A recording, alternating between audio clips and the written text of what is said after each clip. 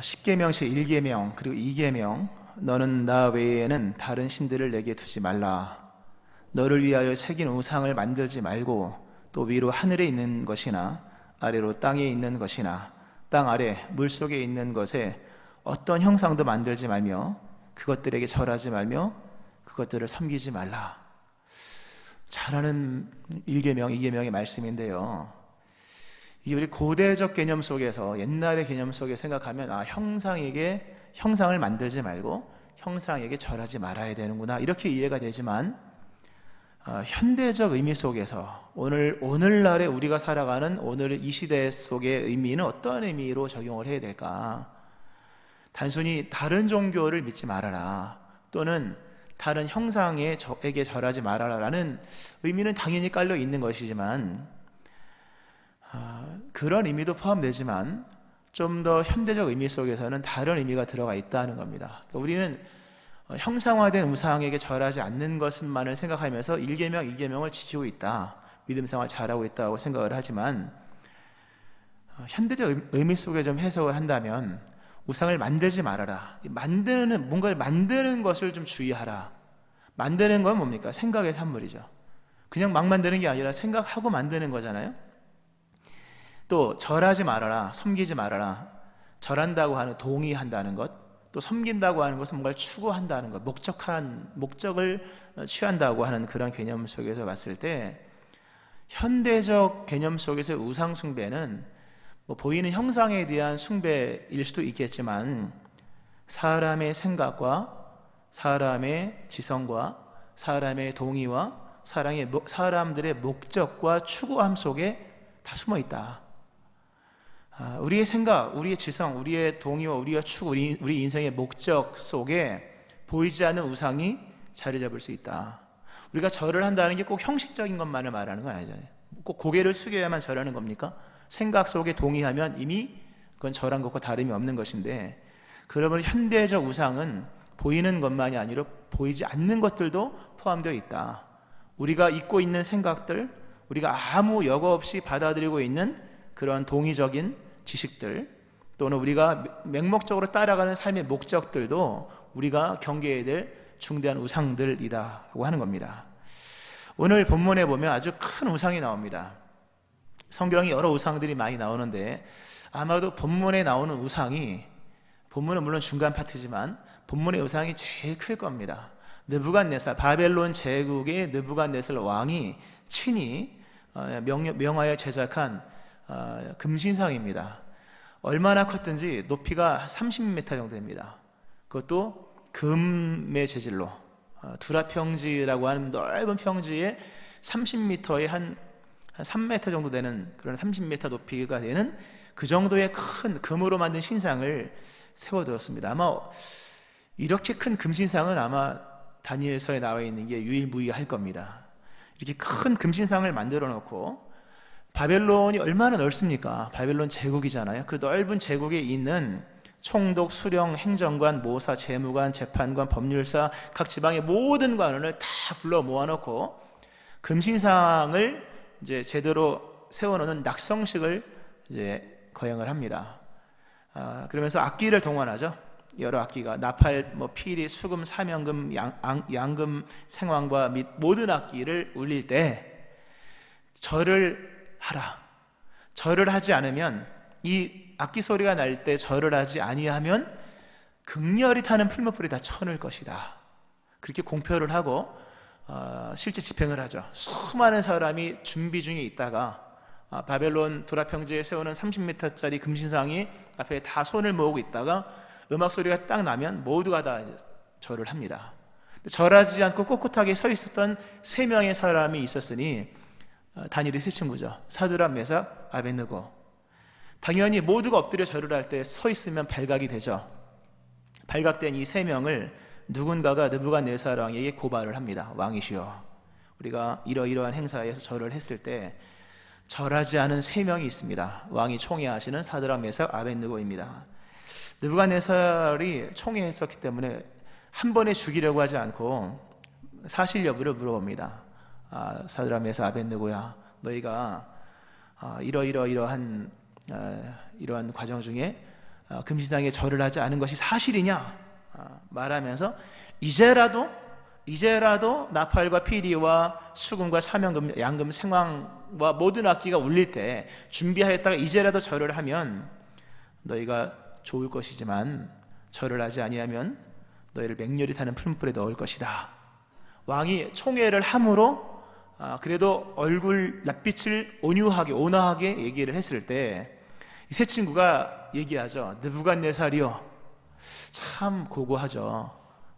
정말 기계가 있죠. 왕이시여도 아닙니다. 느부갓네살이여 이름을 부릅니다. 우리가 이 일에 대하여 왕에게 대답할 필요가 없습니다.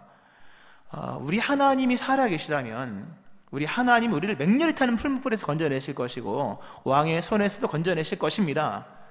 그러나 설령 그렇게 하지 아니하실지라도 우리는 왕이 세운 신들을 섬기지 않을 것이며 금신상에게 절하지도 않을 줄을 아옵소서. 이거 알아야 됩니다. 왕이시여. 우리는 절 안 합니다. 하나의 지식을 던져주죠. 안 합니다. 우리는 이거 아셔야 됩니다. 그런 줄로 아소서. 왕이 화가 났죠. 낯빛을 바꾸었다. 저놈들 다 죽여라. 풀무불을 7배나 뜨겁게 해라. 쳐 넣었습니다. 그건 뒷부분에 나오죠. 본문은 안 나오죠. 쳐 넣었을 때 3명을 넣었는데 그 4명이 걸어 다닙니다. 하도 신기하고 놀라서 다시 불러내죠. 냈을 때 하나도 타지 않죠. 한 분은 당연히 신들의 형상 하나님 또는 하나님의 사자, 또 우리가 신약으로 예수님 이렇게 되겠죠. 결국 완전히 반전이 되는 얘기가 오늘 본문과 본문 이하에 나옵니다. 참 잘 아는 말씀 중에 하나죠. 본문을 우리가 보면요, 본문은 오늘 이 시대에 굉장히 중요한 신앙적인 주제들을 제시를 해줍니다. 오늘 느부갓네살 왕이 큰 금신상을 세웁니다. 그리고 거기에다 총독, 수령, 행정관, 모사, 재무관, 재판관, 법률사, 지방관 모든 관원들을 다 모아서 절하게 합니다. 이 우상숭배, 단순히 금신상에 대한 얘기만이 아니라 이 절차와 방법들을 좀 볼 필요가 있다. 모든 바벨론의 지식인들을 다 신상 앞에서 통합을 합니다. 다 지식인들을 다 절하게 만듭니다. 어디에? 금신상에게. 그 순간 뭡니까? 모든 지식이 다 금신상 앞에 무릎 꿇는 것이요, 지식에 대해 통합이 일어나는 것입니다. 20세기를 일컬어서 우리 전문가의 시대라고 얘기하죠. 20세기, 지난 20세기 1900 몇십 년 이렇게 1999년까지 전문가의 시대였다. 근데 문제는 뭡니까? 전문가들은 한 분야는 전문적이지만 나머지 부분은 잘 모르잖아요. 그럴 수밖에 없죠. 그러니까 지식이 파편 같았고, 그러니까 누군가 얘기하기를 20세기의 전문가 시대에는 또 다른 지식이 암흑시기였다. 이걸 새롭게 계몽을 해야 된다. 21세기에 등장한 판도는 통합의 시대. 전문화 시대가 20세기였다면 21세기는 통합의 시대. 모든 게 통합이 이루어집니다. 특별히 지식의 대통합. 지식을 통합하자, 융합하자, 그리고 창조적인 지식을 신지식을 만들어가자. 이게 대세입니다. 또 당연히 그렇게 해야 하는 것이겠고요. 이런 큰 움직임이 일어난다고 하는 거죠. 근데 실상 여기에는 굉장히 사회의 어떤 중심적인 부분에서 기능 중심, 물질 중심으로 돌아가는 세상의 일면을 말해주는 거죠. 그러니까 기능 중심의 사회로 가다 보면 결국 모든 건 통합이 되게 되어 있습니다. 우리가 휴대폰 같은 거 어젠가 뉴스 보니까 아이폰 새로 나온 12, 아이폰 12 안에 우리나라 부품이 27%인가 26%인가 들어가 있대요. 미국 제품인데 미국 것만 들어간 게 아니라 중국도 4%인가 몇 프로 들어가고, 일본도 몇 프로 들어가고, 미국 것도 몇 프로 들어가서 하나가 조합이 되어서 통합이 되어서 하나가 아주 뛰어난 기능, 휴대폰이 만들어지는 것처럼 기능 중심의 사회로 가다 보면 결국 통합이 될 수밖에 없습니다. 그게 그렇게 갈 수밖에 없겠죠. 그러니까 교회도 마찬가지예요. 실상 이거 곁들인 얘기입니다만, 교회가 세상의 하나의 기능으로 전락될 때 교회도 이런 어떤 통합적인 분위기에 휩싸이게 되고, 세상의 어떤 기능적인 역할을 지나치게 감당하려고 할 때 통합하지 않을 수 없죠. 그런 움직임이 생길 수밖에 없다는 것을 알고 있어야 됩니다. 오늘 이 우상을 만들어 놓고 단순히 절에 이게 아니라 지식인을 먼저 모아놓고 대통합을 하여서 모든 지식을 하나로 통합을 합니다. 벌써 뭔가 세상의 분위기가 잡히는 거죠. 두라 평지라고 하는 곳 어딘지 모르겠습니다. 넓은 평지에 금을 모아서 신상을 만들어서 원래 세상의 중심은 돈이 제일 많은 곳이 세상의 중심이지 않습니까? 미국이 거의 세상의 중심 같은 역할을 하잖아요. 왜? 돈이 제일 많으니까. 그러니까 금을 모아서 30m짜리 신상을 만들었다면 적어도 거기가 당시 세상의 물질의 중심이요, 거기에 지식이 동반된 지식의 중심이요, 또 하나는 오늘 이 금신상에 절을 하는 장면을 이렇게 읽어보면 참 코미디 같은 장면이 나옵니다. 준비하고 있다가 절을 해라. 언제? 악기가 나올 때. 근데 악기가 만만치 않아요. 오늘 15절에도 보면 나팔과 피리와 수금과 사명금과 양금과 생황과 및 셀 수 없는 수많은 악기가 동원되면 그때 절을 해야 해요. 이 악기의 열거가 4번 나와요. 이 다니엘서 이 3장 읽어보면 처음에 개론적으로 금신상을 세웠다. 세워서 이러한 악기가 소리가 날 때 절하게 되어 있다. 절을 하지 않으면 풀무불에 쳐넣을 것이다. 이렇게 개론이 나오고 실제 장면이 또 나와요. 그래서 금신상을 세워놓고 나팔, 피리, 수금, 사명, 양금, 생황과 및 악기가 울렸을 때 모두가 절을 했다. 절을 하자는 3명이 있어서 고발자가 와서 3명을 참소하면서 왕이시여 사드락, 메삭, 아벳느고가 이러한 악기가 또 열거합니다. 소리가 날 때 그들이 절하지 않았습니다. 근데 느부갓네살이 확인하죠. 확인차 물어보면서 사드락, 메삭, 아벳느고야, 너희가 이러한 악기가 나올 때 절하지 않은 게 사실이냐? 그런 얘기가 나옵니다. 이제라도 절하면 좋거니와 이렇게 얘기를 합니다. 참 무슨 옛날 코미디언에 나왔던 장면과 비슷하죠. 악기 열거 한두 개도 아닌데 4번이나 악기를 얘기를 합니다. 금신상에게 그냥 절하는 게 아니라 악기 소리가 날 때 절을 하라. 생황, 양금, 뭐 이런 사명금, 수금과 피리와 나팔 소리가 날 때 그때 절을 하라랍니다. 무슨 얘기일까? 우상은요, 분위기를 굉장히 중요하게 여깁니다. 우상 숭배에 있어서는 이 지식인들이요, 아무리 금이 좋아도 그냥 절하겠습니까, 여러분? 절하지 않죠. 절하도록 만들기 위해서 분위기를 만들었다. 집단적 분위기를 만들고 엄청나게 많은 음악을 동원해서 음악에 취하게 만들어 그들로 하여금 절하지 않을 수 없는 음악을 만들었다. 반드시 악기 소리가 날 때 그때 엎드려라. 왜 신상에게 절을 하는 타이밍을 악기 소리가 날 때로 정했을까? 분위기를 압도하기 위함인 거예요. 이 장엄한 노래소리를 들으면 저절로 손이 모아지게, 우리가 분위기에 압도된다는 말 있지 않습니까? 우리가 큰 곳에 가면 기가 죽잖아요. 이 어떤 높은 아치와 장엄한 성당 같은 데, 이렇게 유적지 같은 데 가면은 저절로 고개가 숙여지게 되어 있습니다. 큰 압도되는 분위기 속에서 사람은 자신도 모르게 고개를 숙이고 따라가게 되어 있습니다. 엄청나게 큰 신상 앞에 다 모아놓고 거기서 헤아릴 수 없는 악기를 동원해서 연주를 하면 저절로 뭡니까? 고개가 숙여지게 되어 있는 거예요. 제정신, 멘탈이 강한 사람이라도 이 정도의 분위기를 이게 해놓으면 절을 하게 되어 있다. 지금 느부갓네살은 세상의 중심을 만들고 그리고 세상의 지식을 통합하고 바벨론적 분위기를 만들어서 모든 이의 분위기를 압도하고 장악을 했다고 하는 거죠. 절하지 않을 수 없게. 그러니까 바벨론 온 땅에 노래소리가 가득하여서 그 노래소리와 더불어 절하지 않도록 그렇게 분위기를 만들어가고 있다. 또 하나의 분위기가 있죠. 만일 너희가 이 악기 소리가 날 때 절하지 않으면 뒤에 있는 풀무불에 쳐넣을 것이다.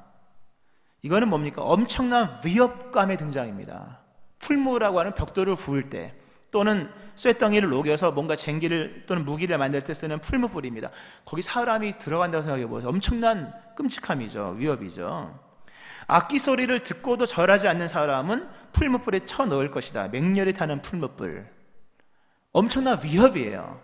좀 아까는 정말 아름다운 분위기의 압도, 그러나 풀무불은 뭡니까? 사망의 분위기의 압도인 거예요. 결국 엄청난 악기 소리와 지글지글 타는 풀무불 동시에 등장을 시키면서 이것을 얘기하는 겁니다. 세상의 흥을 깨는 행동을 하지 말라. 세상의 분위기를 따르지 않으면 죽는다. 분위기를 거역하지 말라. 좋은 말로 할 때 세상의 흥에 춤추지 않으면 죽는다. 전체 분위기를 깨는 것은 곧 죽음을 의미한다.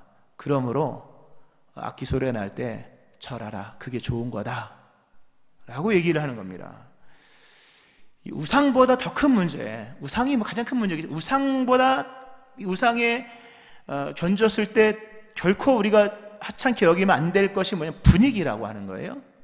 이 음악의 압도적인 분위기, 풀무불의 그 위협적인 분위기, 결국 억지로라도 세상의 그 흥에 춤추지 않으면 안 될 수밖에 없는 그 분위기를 만들어 간다는 거죠. 중심을 만들고 물질을 모아놓고 지식을 그리고 분위기와 위협과 더불어서 바벨론의 우상에게 절을 하게 만드는 거예요. 요한계시록을 보면 바벨론의 그 음녀의 포도주가 많은 사람을 취하게 했다. 무너졌도다 무너졌도다 큰 성 바벨론이여 모든 나라에게 그의 음행으로 말미암아 진노의 포도주를 먹이던 자로다. 다 취하게 만드는 거예요. 취해서 지성이 없게 만들고 다 취해서 우상에게 절하며 살아가게 만드는 것인데 혼자가 아니라 모두가 그렇게 살아가게 만든다고 하는 거죠. 우리는 신상에게 절은 하진 않습니다. 그러나 우리는 이런 분위기 속에서 넘어갈 수 있다는 거예요. 이런 엄청난 음악적 분위기, 음악으로 표현됐지만 세상의 주된 분위기, 또 세상의 위협적인 또 하나의 분위기 속에 우리는 얼마든지 절을 하지 않을 수 없는 사람이 될 수도 있다는 거죠. 사탄은 세상의 성공을 향해 절하라, 세상의 성공을 향해 엎드려 절하라, 세상의 흥을 깨는 행동을 하지 말아라. 그건 위험한 일이다. 우리가 금신상에게 절은 하지 않지만 세상의 성공을 향해 엎드려 절을 한다면 그 역시 우상숭배라고 하는 사실입니다. 우리는 분위기에 약합니다. 특별히 집단적인 분위기, 집단 내에서 일어나는 영향을 우리는 엄청나게 받습니다. 요즘에 돈 벌려고 하면요, 동향 분석을 잘해야 된다. 주식하시는 분들은 무슨 얘기인지 아실 겁니다. 물론 저는 주식을 안 합니다. 동향 분석을 못하면 주식은 못하겠죠. 주식뿐이겠습니까? 모든 경제 활동에서 빼놓을 수 없는 것이 사람들이 어디로 몰리는가, 동향 분석입니다. 이 집단적으로 움직이는, 그러니까 군중 심리죠, 사실요. 그걸 읽을 수 있어야 언제 팔아야 될지, 언제 사야 될지. 이 집단 내에서 발생하는 이런 군중 심리, 물론 본문은 군중이 아니죠. 군중은 뭡니까? 일시적으로 모인 집단이 군중이고, 본문은 조직화된 집단이기 때문에 군중이라고 말할 수는 없지만 군중 심리보다 더 위험한 거죠. 더 위협적이죠. 왜? 아는 사람들, 조직이 함께 움직이기 때문에 사회 조직 속에서, 우리가 사회적 인간이라고 하잖아요. 사회 속에서 우리가 개별적인 행동을 하는 것은 굉장히 힘든 일이라고 하는 거죠. 우리에게는 어떤 집단화된 군중 심리가 우리 안에 지배적으로 자리하고 있습니다. 우리가 잘 몰라도 많은 사람이 사면 좋은 것이라고 얘기하거든요. 많은 사람이 보면 재미있는 영화라고. 우리 영화 예매할 때도 그렇고요. 다 보면 얼마나 많은 사람이 봤는가. 안 본 영화는 안 보잖아요. 얼마나 많은 사람이 샀는가, 얼마나 사람이 모이는가. 동향 분석, 결국 뭡니까? 군중 심리. 근데 군중 심리는 뭡니까? 엄청난 분위기가 함께 동반되고 있는 그 무언가의 세력이 있다고 하는 거죠. 사실 군중에서 우리가 빼놓을 수 없는 것은 뭡니까? 군중은 지성적이지 않다, 감정적이다.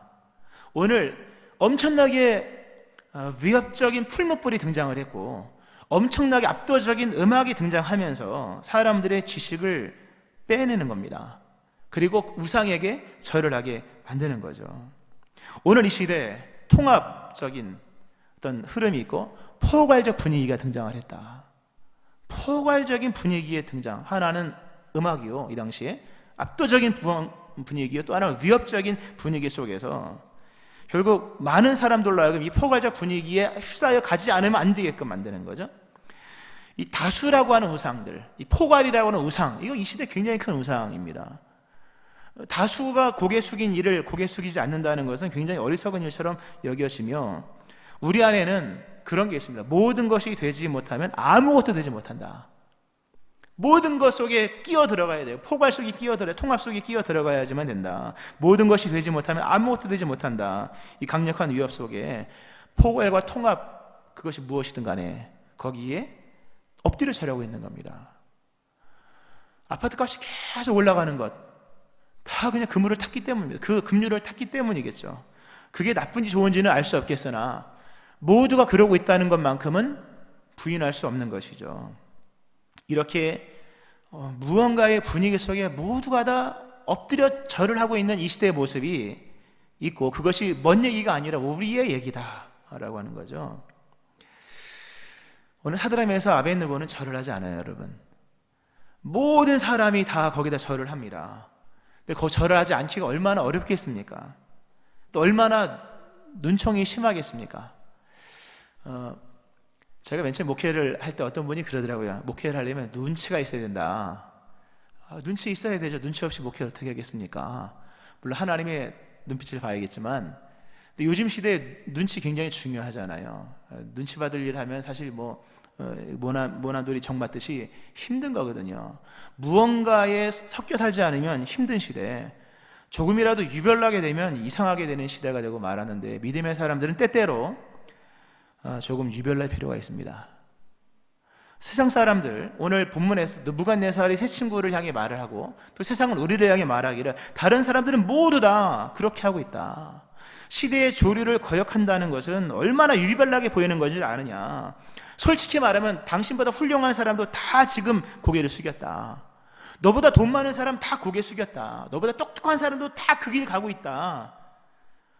너만 왜 고개를 숙이지 않느냐. 네가 뭐 얼마나 똑똑하다고.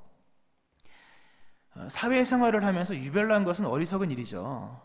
뭔가 튀는 행동, 기이함, 권장받을 만한 일이 아닙니다. 그러나 유별난 것이 옳은 일일 경우에는 유별날 필요가 있는 거예요. 우리에게는 용감한 인격이 필요합니다. 모두와 포괄로서 움직이고 통합으로 움직이는 이런 시대에 거대한 분위기 속에서 다수의 우상과 포괄이라는 우상 속에서 유별나게 특별한 행동을 하는 것은 결코 쉬운 일이 아니지만, 특별한 그 행동이 옳은 일이라고 한다면 특별한 행동을 해야 되는 거죠.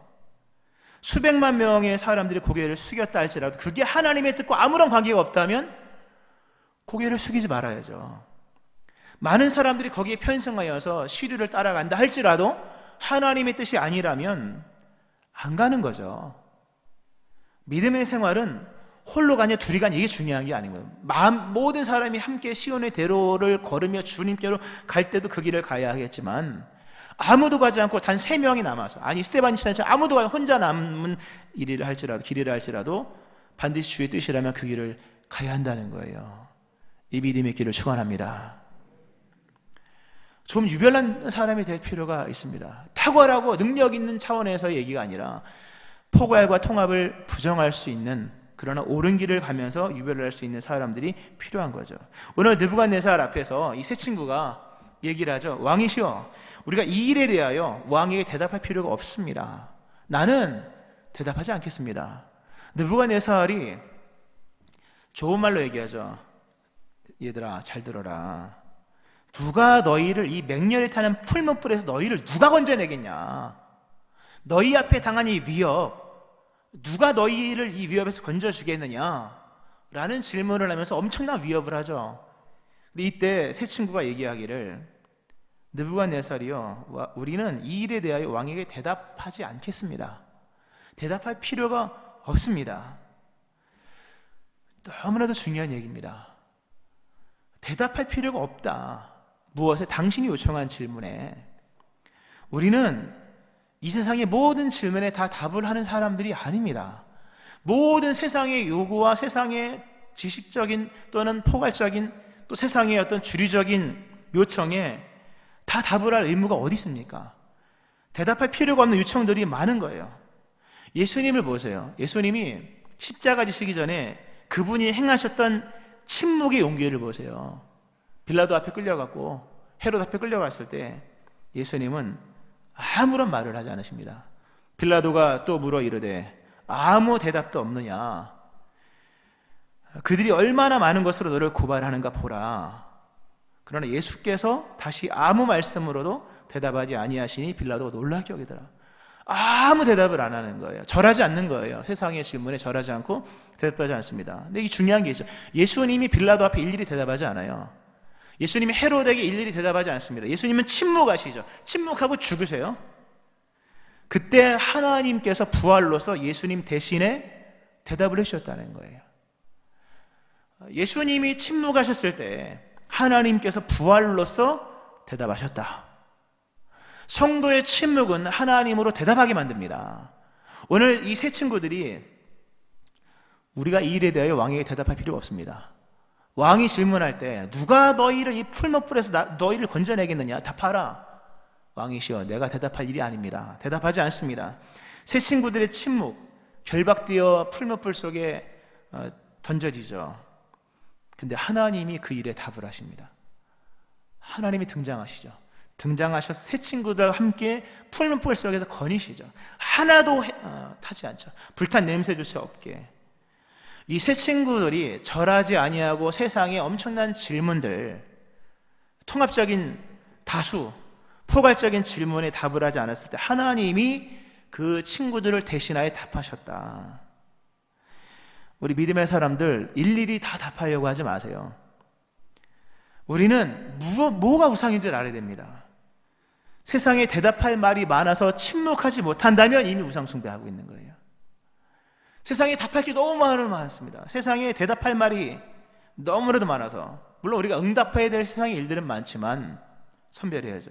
세상에 대답할 말이 너무나도 많아서 침묵하지 못하고 있다면, 또 너무나도 절할 곳이 많아서 앉아서 예배하지 못하고 있다면, 듣고 싶은 정보가 너무나도 많아서 하나님의 음성조차 못 듣고 있다면, 또 세상의 유행을 따라가다가 하나님의 임재조차 느끼지 못하고 있다면 어쩌면 우상숭배하고 있는 겁니다.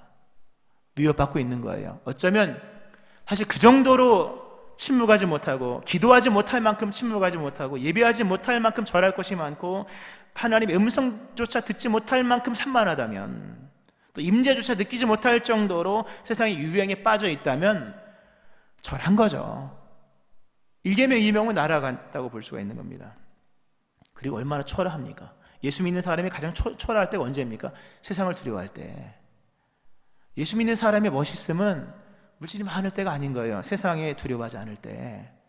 오늘 이 세 친구들이 얼마나 당당한지 보세요. 왕이 느부갓네살이요 이름을 부르면서 이 일에 대하여 우리가 왕에게 대답할 필요 없나이다. 하나님 우리를 건지실 것이며, 그렇지 않는다 할지라도 우리는 왕이 세운 금신상에게 절하지 않을 줄을 아시옵소서. 그런 줄 아십시오 라고 얘기를 하는 겁니다. 느부갓네살이 암묵적으로 선포하죠. 이 분위기에 저항하는 것은 전혀 쓸데없는 일이다. 이 분위기를 깨는 행동은 죽음이다. 세상의 영에 춤춰라. 세상의 분위기 타라. 그렇지 않으면 죽는다. 근데 이 세 친구들이 새로운 지식을 얘기하죠. 세상의 모든 지식이 통합적으로 움직이지만 배타적인 지식이 있습니다. 그걸 아십시오. 고개 숙일 수 없는 지식이 있는 것이며, 모든 것이 통합되지만 섞여지지 않는 것이 있습니다. 믿음이죠. 믿음이 뭡니까? 믿음은 절대를 믿는 거예요. 절대 지식과 절대자를 믿는 거예요. 통합될 수 없는 분을 믿고 섞일 수 없는 지식을 진리로 믿는 거죠. 우리에게는 사랑의 수용, 모든 것을 바라고 모든 것을 믿으며 모든 것을 참은 모든 것을 견디는 엄청난 사랑의 수용이 있지만, 우리에게는 통합될 수 없는 배타적인 지식과 배타적인 정의와 섞일 수 없는 영적인 분위기가 있는 거예요. 세 친구들은 세상에 답하지 않는 침묵이 있었습니다. 이 세 친구들에게는 세상의 장엄한 분위기에 위협당하지 않는 여호와를 경외하는 믿음, 그 고고함이 있었다고 하는 거죠. 오늘 설교 제목이 세상의 장엄한 분위기에 넘어가지 않는 사람들. 교회를 안 나오진 않잖아요. 나오잖아요. 근데 세상의 이 장엄한 분위기에 다 넘어가고 있다는 거죠. 침묵하지 못하고, 예배하지 못하고, 기도하지 못하고, 말씀 듣지 못하는 분위기를 빼앗긴 것은 절하는 것과 다름이 없다고 하는 거죠. 무엇을 위해 살 것인가? 어디에 절을 할 것인가? 성경은 말씀합니다. 주 너희 하나님께 경배하고 다만 그를 섬기라. 아멘 하시기 바랍니다. 주 너희 하나님께 경배하고 다만 그를 섬기라. 엎드려 절해도 되는 분은, 그렇게 허락받은 대상은 하나님 한 분밖에 없는 거예요. 하나님께만 답하세요. 그러면 하나님께서 친히 여러분을 대신하여 세상에 답해 주실 것입니다. 말씀을 따라 주를 경외하는 믿음으로 하나님 무엇이 옳은 일을 하면, 주 예수를 믿고 그 믿음을 가지고 살아가면, 예수님께 순종하고 그 지존자의 명령을 따라 살아가면 하나님께서 우리를 대신하여 세상에 답하시며 그 결과에 대해서 하나님이 여러분의 것을 책임져 주실 것입니다. 세상의 장엄한 분위기에 넘어가지 않는 믿음의 사람들, 예배자 되어지기를 주의 이름으로 축원합니다. 아멘. 기도하시겠습니다.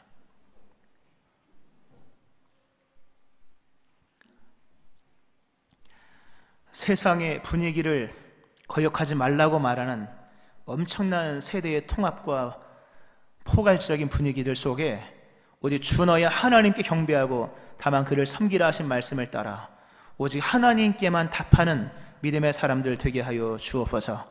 하나님께 답할 때 하나님이 친히 우리를 대신하여 세상에 답을 해주시는 것을 믿는 믿음을 갖게 하시며, 오늘 이제는 믿는 믿음으로 세상의 장엄한 분위기에 넘어가지 않는 사람들로 살아갈 수 있게 하여 주옵소서. 이 위대한 믿음의 승리가 있게 하여 주옵소서. 예수님 이름으로 기도합니다. 아멘.